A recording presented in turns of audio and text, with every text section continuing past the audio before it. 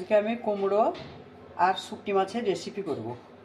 তার জন্য আমি কুমড়ো নিয়েছি কিছুটা, একটা পেঁয়াজ নিয়েছি, শুকনো মাছের শুকটি নিয়েছি, একটু আদা রসুন, 1 চামচ হলুদ গুঁড়ো, 1 চামচ লঙ্কা গুঁড়ো, 1 চামচ জিরে গুঁড়ো।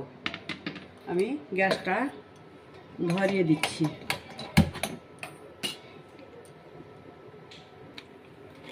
আমি একটু তেল দিয়ে দিচ্ছি।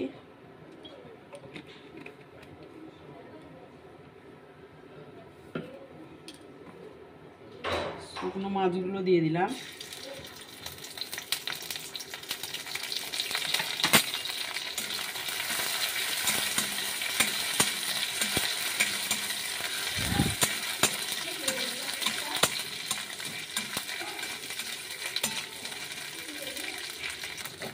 আমি কুমড়োগুলো দিয়ে দিলাম।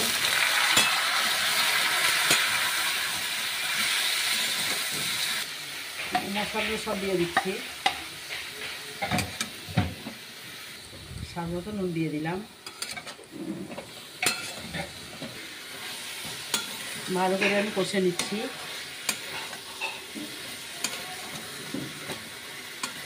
এরকম করে রান্না করলে খেতে খুব ভালো লাগে।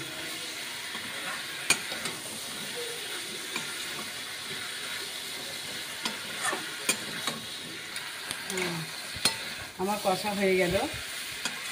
আমি পানিটা ঢেলে দিচ্ছি। বেশি পানি লাগে না, এটা থেকে পানি বের হয়, সেই জন্য গায়ে গায়ে পানিটা দিয়ে দিলে।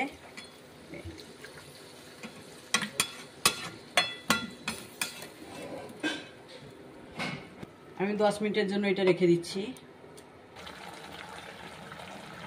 আমার এটা হয়ে গেল। আমি এবার নামিয়ে নেব।